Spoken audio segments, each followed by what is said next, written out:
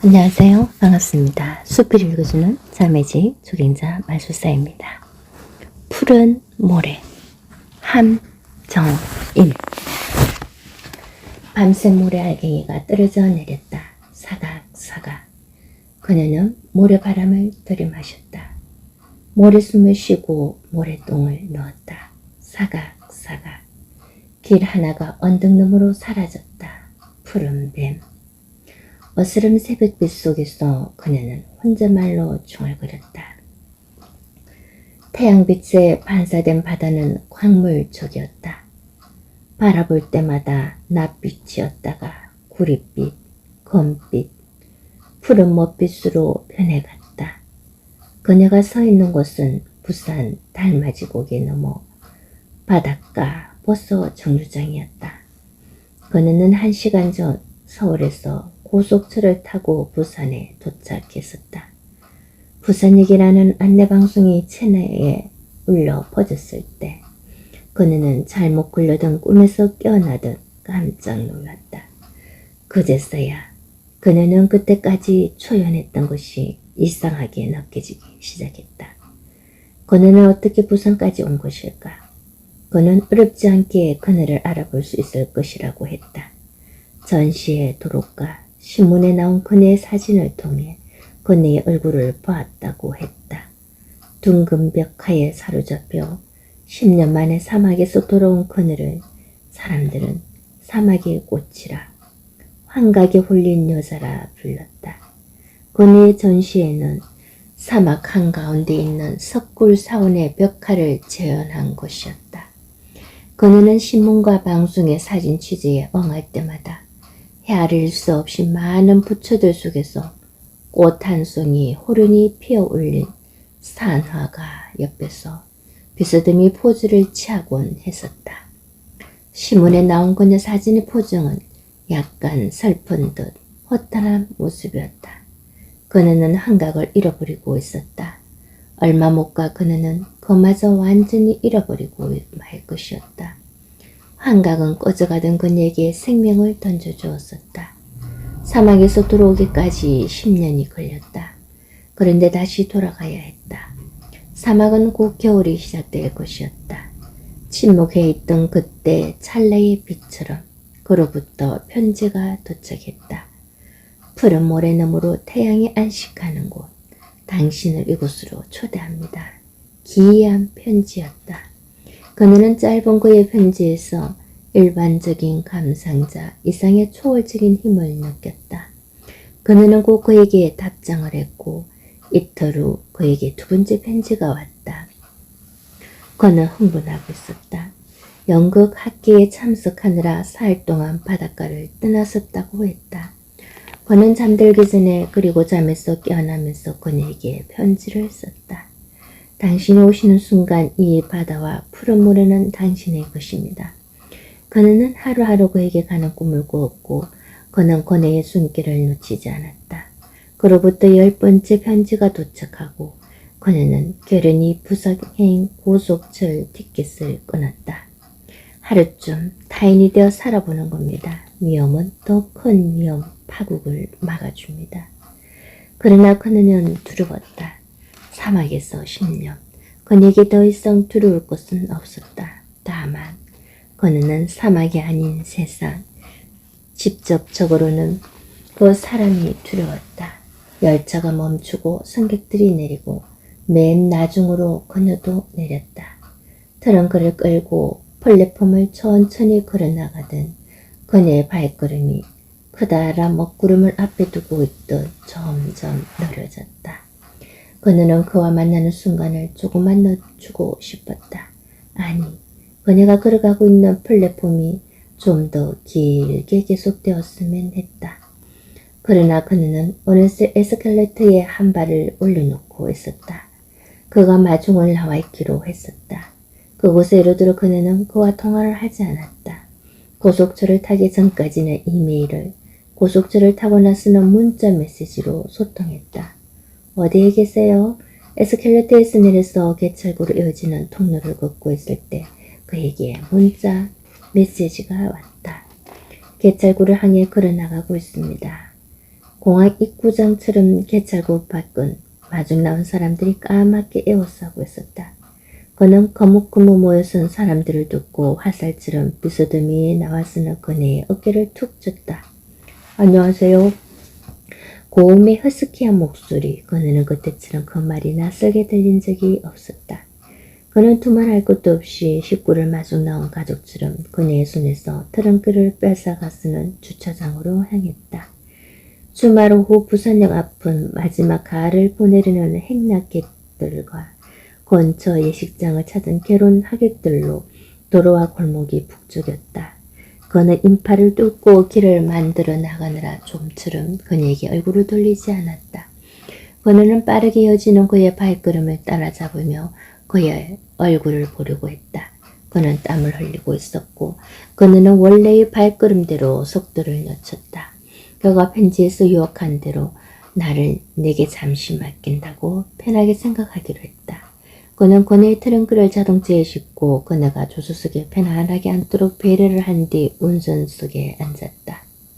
세상에 이런 일이 있을 수 있군요. 그의 한마디에 그는 안도의 한숨을 내쉬었다.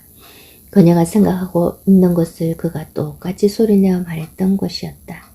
그는 여전히 땀을 흘리고 있었고 그는 손으로 가스팍을 가슴격으로 흘러내리는 땀주기를 닦았다. 꼭 한번 그를 만나보고 싶었다. 부산의 모 대학에서 현대 연극을 가르치며 푸른 모래를 뜻하는 포구의 상기석 아파트에 10년째 혼자 살고 있다는 편지 속에 그를 옆에 두고 그는 눈을 감았다. 해송 사이로 가장 밝은 달을 볼 수 있는 곳, 그리고 작용하는 태양 아래 끝없이 펼쳐진 푸른 모래. 밀려들어왔다가 밀려나가는 물결을 따라 산의 아이들이 구리빗으로 튀어올랐다. 그는 이마에 손부채를 만들어 바닷가 아이들을 바라보며 그를 기다렸다. 새꼬시를 좋아하세요? 그가 만난 첫 번째로 건넨 인사한 다음으로 그에게 물어본 말이었다. 사막에서 온 그는 새꼬시에 대한 특별한 기억이 없었다. 그러나 새꼬시를 싫어한다고 말할 수도 없어서 고개를 약간 꺾어겼다. 그는 강한 대구를 건너 해운대 달맞이 고개를 넘어 송정 앞바다의 죽변이라는 새꼬시 횟집으로 그늘을 데리고 갔다. 허리가 구부정한 노인이 나와 그를 맞았다. 반평생 죽변 식단을 지킨 주인이라고 나중에 그가 말했다. 그녀는 3층 건물의 3층 방으로 안내되었고 곧이어 새꼬시가 각각 한 접시씩 앞에 놓였다. 그녀는 밥처럼 앞에 놓인 새꼬시 한 접시를 처음 만난 그와 마주 앉아 늦은 점심으로 먹었다. 흰살 끝에 잘게 가시가 씹혔다. 가시를 씹느라 그녀는 좀처럼 입을 열지 않았다. 간간히 창밖의 파도 소리 조용한 식사였다. 그녀가 반을 먹고 반을 남기자 그가 그녀의 남은 새꼬시를 자기 앞으로 가져가서 마저 다 먹었다. 그들은 3층에서 내려왔고 그녀는 식당 주인과 아는 체를 하는 그를 남겨두고 밖으로 나왔다. 길을 건너 해변 쪽으로 갔다. 그녀를 바닷가에 세워두고 유리문 안쪽에서 지켜보고 있는 것인지 그는 식당에서 금방 나오지 않았다. 바다는 구릿빛, 푸른 먹빛, 그리고 낯빛으로 출렁였다. 그녀는 모래를 보고 있었다. 낙타의 등이 보이고 낙타의 허벅지가 보이고 그리고 그의 등이 보였다. 그의 등. 그녀는 그의 등을 어루만졌다. 처음엔 한 손가락으로 그리고 다음엔 두 손가락으로 다음엔 5손가락 손바닥으로 그의 등을 쓸어내렸다. 그의 등이 깨어나고 서서히 움직일 때마다 그녀는 떨어지는 모래 알갱이를 보았다. 모래 알갱이가 떨어지고 쌓이고 쌓여서 산이 되었다. 그는 움직이는 모래산, 그는 길 하나가 산 너머로 사라지는 것을 보았다. 그가 길을 건너 그녀가 서 있는 바다 쪽으로 걸어왔다. 언제부터인지 연인으로 보이는 두 남녀가 버스를 기다리고 있었다. 그녀는 멋빛 바다와 구릿줄처럼 번쩍이는 광선을 그늘이 물결과 물결 사이사이를 타고 넘는 산의 아이들을 바라보았다. 그가 건너고 있는 길은 바닷가 2차선 도로. 그러나 그녀는 그가 영혼으로부터 걸어오는 것처럼 아득하게 보고 있었다. 마침내 그가 그녀 옆에 서고 그녀는 그 순간을 오래 기다렸다는 듯이 정류장 보도에서 모래밭으로 내려서려고 했다. 그런데 연인으로 보이는 또 다른 남녀가 심하게 구겨진 데다가 끝자락이 뜯기기까지 한 행편없는 우산을 양손 삼아 받치고 하필 그녀가 내려 쓰러든 지점에 엉덩이를 대고 웅숭거려 앉았다. 쭈글쭈글 구겨진 우산 속 남녀는 벨나게 의미 있는 시간을 보내려는 듯했다. 그녀의 치맛자락이 풀려겼다. 바람이 부는 것을 그제서야 느꼈다. 구두를 신은 채 모래밭으로 들어가 밀려오는 파도 쪽으로 휘적휘적 걸어갔다. 해지는 반대쪽 해안선 끝에 햇송이 줄지어 서 있었다. 철 지난 바닷가, 햇봉에 몸을 일으키는 푸른 모래의 빛과 떨림. 그는 그 떨림을 견디다 못해 그녀에게 편지를 쓴 것이었다. 그는 그녀를 향해 다가오면서 모래를 가리키지 않았다. 다만 그는 그녀가 바라보기만을 기다리고 있었다. 단골 식당 노인과 길게 나눌 대화가 뭐 있겠는가. 버스 정류장에서 멀어질수록 그녀는 해안선의 한중간에서 멀어지고 있음을 알았다. 그는 바짝 뒤따라오는 그의 발걸음 소리를 유일한 소통으로 여기며 파도 가까이, 해 가까이 걸어가고 있었다. 햇빛에 부서지는 물결처럼 반짝이며로만 전해져 오던 사내 아이들의 움직임 속에 내지르는 소리가 점점 선명하게 들렸다.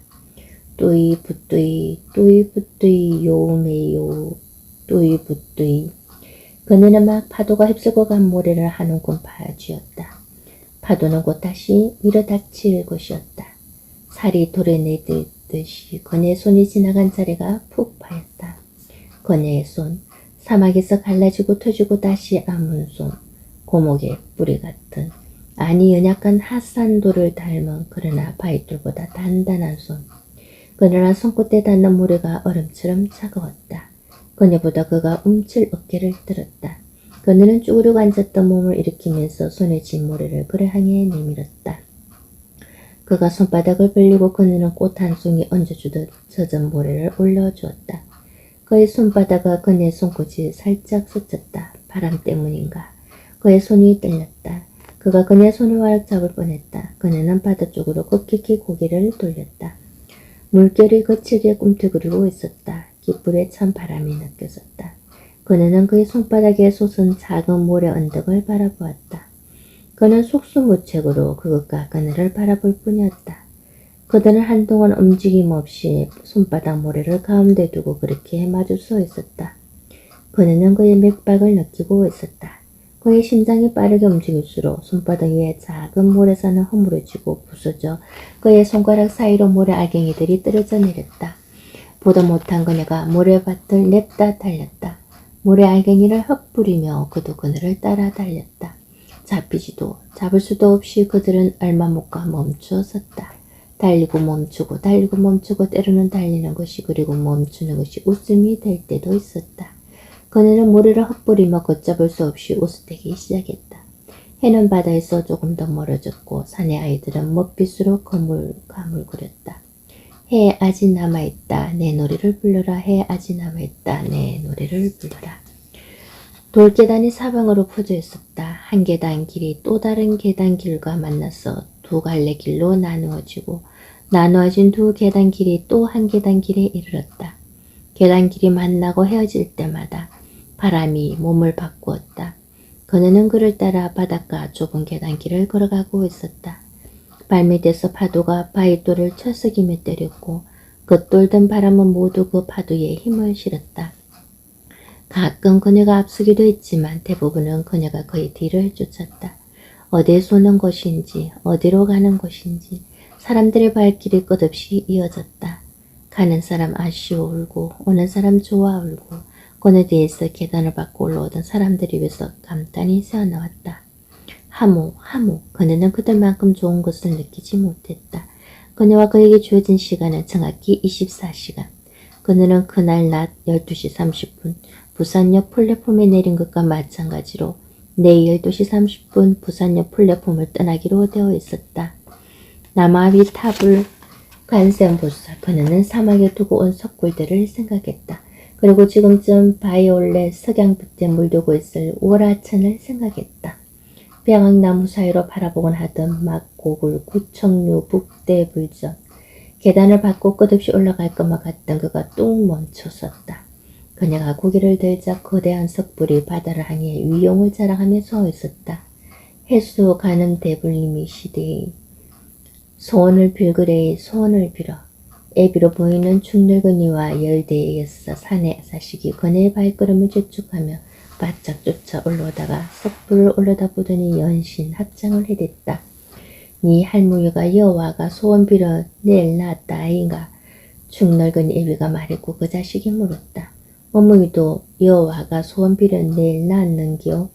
도량으로 들어서는 계단 입구가 한때 사람들로 발디딜 틈이 없었다. 네 애미 얘긴 왜 하노?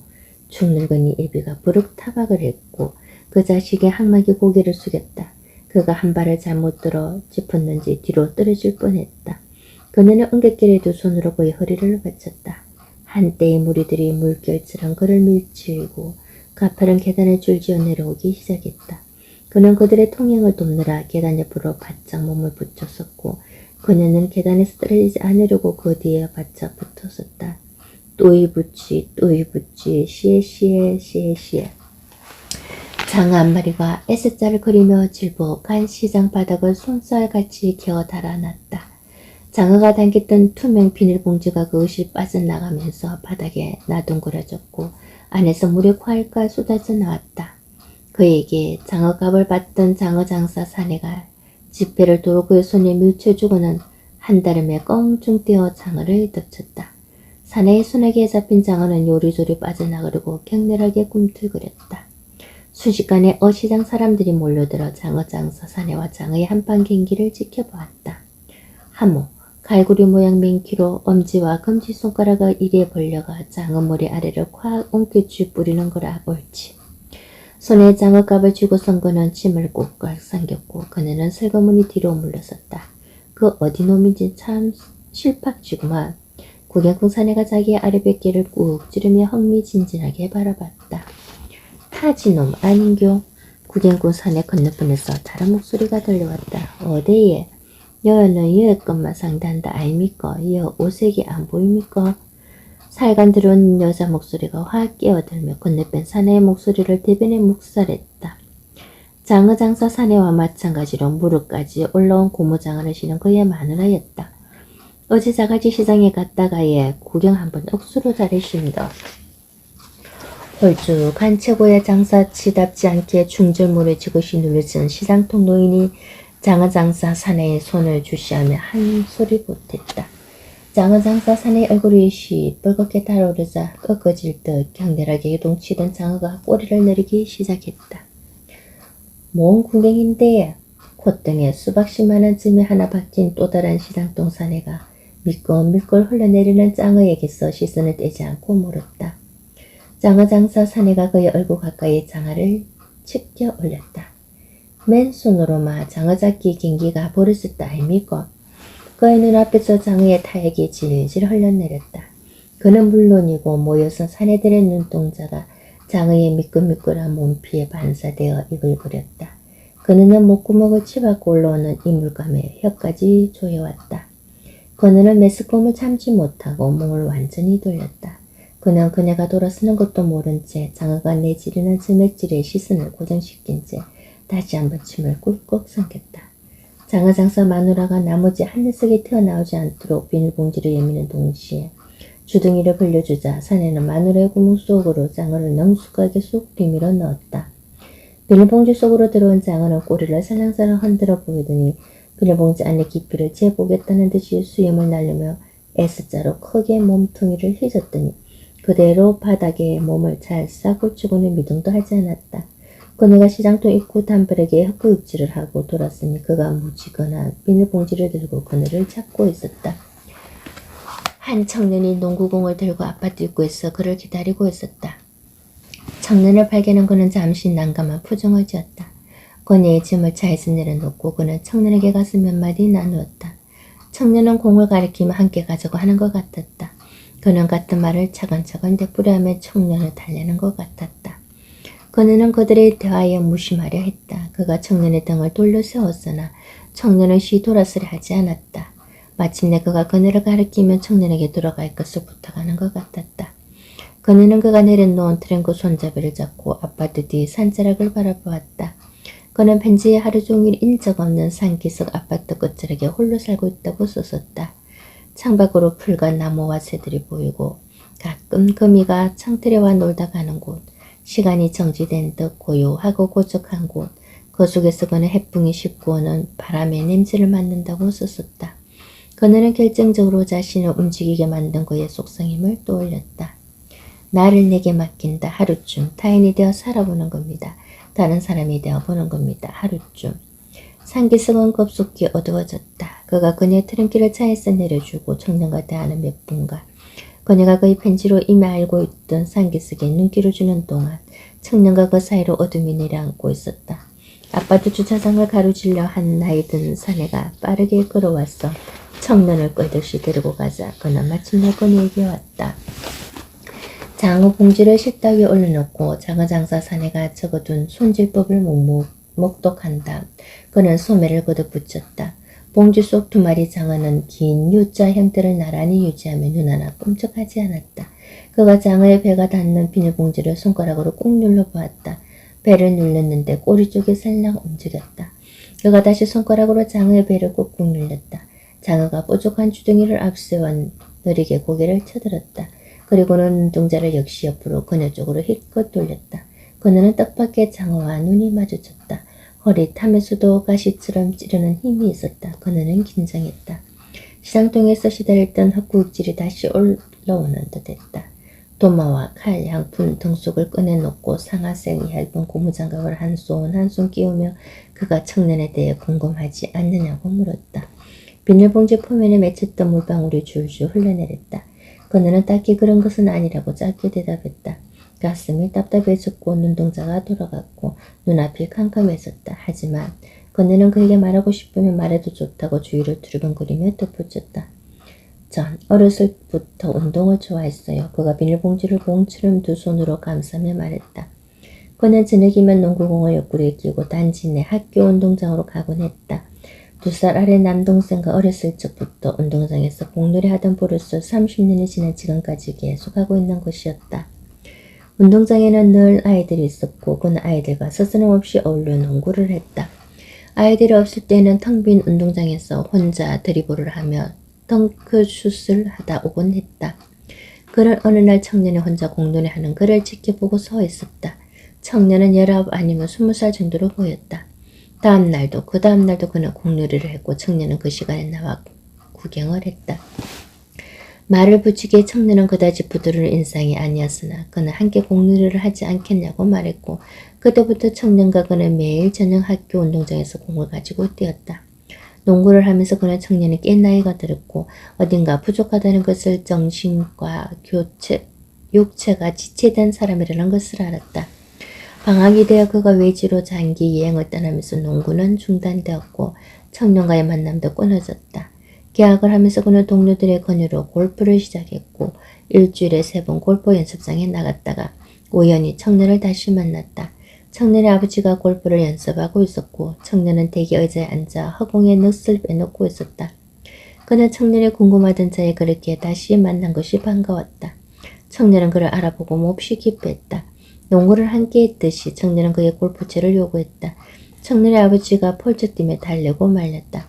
순식간에 골프 연습장이 소란해졌다. 청년의 아버지 말대로 청년의 손에 골프채가 잡히면 어떤 일이 일어날지 몰랐다. 그가 잠시 물러섰다. 청년이 때렸었다. 아버지가 데리고 나가려고 해도 청년은 황소처럼 꼼짝하지 않았다. 그가 다시 나섰다. 골프채를 한번 주워보기로 했다. 아버지는 무슨 일이 일어나도 책임지지 않는다고 돌아섰다. 그의 뜻대로 그날 아무 일도 일어나지 않았다. 그러나 그날 이후 그는 골프 연습장에 가지 않았다. 장어는 순식간에 헛범벅이 되었다. 비닐봉지를 창밖 상기석으로 내던진 것과 동시에 그녀는 베란다로 뛰쳐나갔다. 그는 어디선가 핫살이 날아와 박히는 짧은 순간을 얼뜨기를 그러나 차례차례 인지해 나가듯이 창밖으로 내던진지 비닐봉지와 찢김에서 격렬하게 쏟아지는 물과 물 밖으로 힘차게 빠져나오는 장어와 토악질 중인 그녀를 바라보았다. 장어가 돌과 흙을 후비며 몸을 뒤뜰 때마다 붉은 피키와 함께 희끈희끈한 배때기 살이 보였다. 부르르 뜨는 그의 입에서는 침이 질질 흘러내렸고 그는 한 손으로 자신의 아랫배를 꾹 누르며 자기도 모르게 축축해진 입술을 아프게 깨물었다. 그녀는 미안하다는 말을 하지 않았고 그는 괜찮다는 말을 하지 않았다. 자그마니 피를 튀기며 흙 속으로 흙과 함께 요동치고 있을 뿐이었다. 그녀는 시커먼 물 엉덩이 속으로 빨려 들어가지 않으려고 안간히 힘을 썼다. 한 방울의 포도주가 세상을 변화시키듯 그네를 바꿔놓았다. 포도주 한 모금이 아니었으면 그네는 밤의 파도를 향해 그의 상기석을 달려 내려가지 않았을 것이었다. 한 잔의 포도주가 아니었으면 그네는 파도처럼 밤의 방패제 위로 기어 올라가지 않았을 것이었다. 그네는 방파제 위에서 가슴을 쩍 벌렸다. 희청거리는 그네를 그가 잡아주려고 했으나 그네가 몸을 옆으로 빼면서 그의 손이 그네의 팔에 미치지 못했다. 그네가 조금만 더 흔들렸다가는 그가 저 아래 소용돌이 치는 물속으로 떨어져 내릴 것이었다. 10년 전 그네의 약혼자에게 닥쳤던 것처럼 가벼운 장난이 돌이킬 수 없는 불행을 부른다는 것을 그네는 불현듯 떠올렸다. 그때 그네는 자신에게 운전을 가르쳐주던 약혼자의 무릎에 장난삼아 올라탔고 마주 달려오던 차는 속도를 줄이지 못한 채 그의 핸들을 2바퀴, 3바퀴 돌려 놓아버렸었다. 약혼자의 얼굴은 연기 속에 묻혀버리고 그는 연기 속을 맴돌다가 사막 끝으로 갔다. 이마무라 쇼헤이를 아세요? 그네가 그를 올려다보며 소리쳤다. 지난 여름 사막에서 돌아와 처음으로 본 영화였다. 바람에 그네의 목소리가 갈라졌다. 그네는 비틀거리는 다리에 힘을 주고 장님처럼 뜨덤뜨덤 방파제 바닥에 엉덩이를 대고 앉았다. 그는 차라리 물속으로 함께 뛰어들었으면 하는 절박한 표정으로 돌에 바짝 달라붙은 그네를 아스라이 내려다보았다. 누구요? 그가 어제청하게 서서 그녀에게 몸을 기울이며 소리를 높였다. 일본 영화 감독 쇼헤이요. 그녀가 외치고 그가 귀에 손을 모으고 그녀가 내지르는 소리를 들으려고 했다. 아, 그 노인? 그런데 왜요? 파도소리에 장단을 맞춰 다리를 손바닥으로 팍팍 치고 앉아있던 그녀가 갑자기 가감해지기 시작했다. 장어를 창밖으로 내던져버린 것은 정말 잘한 일이었다. 그 생각에 그녀는 한껏 뿌듯해졌다. 어린애처럼 두 다리를 물장난치다 방파제 사쓰게 번갈아 쳐댔다. 여기 이렇게 앉아있으니 황당하기도 하고 그 사람의 만도 웃기는 영화가 생각나기도 했어요. 그녀는 누가 간지럼이라도 태우듯이 웃기 시작했다. 기분 좋아요? 손을 뻗으면 닿을 듯한 그림에도 그의 목소리가 파도소리에 가려 아득하게 전해졌다. 대답은 하지 않고 그녀가 그에게 되물었다. 혹시 붉은 다리 아래 따뜻한 물 봤어요? 그가 고개를 젓는 것을 그녀는 보지 않은 채 어두운 망막대를 하염없이 바라보았다. 오징어 배 한 척 없는 깨끗한 어둠이 바다 위로 끝없이 펼쳐져 있었다. 붉은 다리 옆에 한 여자가 기머거리 할머니와 살고 있다. 여자에게는 이상한 병이 있는데 욕망이 차오르며 몸에 물이 고이는 것이었다. 도시에서 실직자가 된 남자가 노숙을 하며 사귄 사내로부터 알게 된 비밀, 훔친 건불상을 찾는 일을 가슴에 품고 그 보물이 숨겨진 장소인 어촌을 찾아간다. 그곳에서 쇼핑 중에 우연히 한 여자가 치즈를 훔치는 장면을 목격하고 그와 동시에 그 여자의 다리 사이로 흘러내리는 물을 본다. 치즈를 훔친 여자는 손살같이 밖으로 빠져나가고 그 여자의 뒤를 밟아 붉은 다리 옆 여자의 집까지 간다. 붉은 다리 그리고 그 옆의 집, 바로 남자가 찾던 집, 건불상에 숨겨진 비밀의 장소이다. 남자는 여자 주위를 배회하다 여자의 아내로 그 집에 들어가고 여자는 때마침 몸에 꽉 차오른 물에 당황한다. 남자는 여자의 몸에서 분출하는 물을 보고 흥분을 참지 못해 얼떨결에 그녀를 진탕한다. 그 후로 남자는 어촌에 남아 고기잡이 배디를 시작하고 여자는 욕망이 차오르며 해에 거울을 비춰 남자를 부른다. 남자는 허공을 가로질러 오는 거울 비춰보는 즉시 자전거 페달을 열심히 밟아 여자에게 달려가 여자의 몸에 차오른 물을 스스로 빼준다. 여기 앉아봐요. 그녀가 그에게 아주 조금 자리를 내주며 손짓을 했다. 그녀는 그녀 옆에 바짝 앉고 싶은 마음 반 발을 떼었다가는 시꺼먼 물 엉덩이 속으로 그대로 직행하리라는 두려운 판으로 방파제 위에서 애를 태웠다. 저 아래로 떨어지면 구해줄 건가요? 그녀는 가감하다 못해 또 한 번의 장난기가 발동하는 자신을 위태롭게 느끼고 있었다. 그러면서 붉은 다리 아래 따뜻한 물의 마지막 장면 두 남녀를 생각했다. 지금 그녀가 앉아있는 바로 그 방파제, 그 어두운 그 물 엉덩이, 그 물결이었다. 몸에 차오른 물을 견디지 못해 여자는 차에서 내려 얼기설기 쌓아놓은 방파제 사석을 밟고 우물 속으로 들어가듯 아래로 내려가고 남자도 여자를 따라 내려간다. 파도가 치고 몸에서 물을 빼내려 여자의 고함소리와 여자를 돕는 남자의 항우는 신음소리가 파도를 덮치고 바람을 덮친다. 마침내 물이 저 아래 그녀와 그로부터 시꺼먼 물 엉덩이로부터 심해 10년으로부터 분출하기 시작한다. 세상에서 가장 강렬한, 세상에서 가장 높이 솟는 분수처럼 그네의 물이 허공을 가른다. 저 아래 떨어지며 곧바로 죽음. 아후. 입으로 죽음을 찌끄리며지만 그네의 눈은 쾌락이 젖어 흠뻑 웃고 있었다. 그는 메마른 입술을 달싹이며 그녀와 소용돌이 치는 시꺼먼 물 엉덩이를 어지럽게 바라보다가 그녀 쪽으로 몸을 던졌다. 두 개의 물줄기가 하나로 소용돌이 치는 소리. 그녀는 산기슭에 엉켜붙은 검붉은 장어 두 마리를 어둠 속에 선명하게 보고 있었다. 형청 밝은 달이 어두운 바다 위에 높이 떠 있었다. 바람이 불면 모래가 울었다. 모래가 울고 파도가 울었다. 철썩철썩 그녀는 어둠을 보고 있었다. 어둠의 길, 굴 하나를 보고 있었다. 그는 그 속에 있었다. 파도치는 굴 속. 어둠이 조금 밀리고 빛이 호련히 자리를 잡았다. 철썩철썩. 빛은 살에서 그의 등에서 숨쉬는 그의 어깨에서 비롯되었다. 어둠이 깊을수록 그녀는 뚜렷이 볼 수 있었다. 파도가 부서졌다. 그녀는 파도를 들이마시고 모래똥을 누웠다. 그는 바람처럼 울었다. 잠이, 아주 깊은 잠이 찾아왔다. 나를 잠시 내게 맡긴다. 그녀는 밝아오는 푸른빛 속에 혼잣말로 중얼거렸다. 길 하나가 모래 속으로 사라졌다. 출처, 황정인, 곡두, 열림원, 수록자. 네, 푸른 모래를 지어주신 한정임님의 글을 읽어보았습니다. 네, 숲이 읽어주는 자매지 소갱자 마수사였습니다. 감사합니다.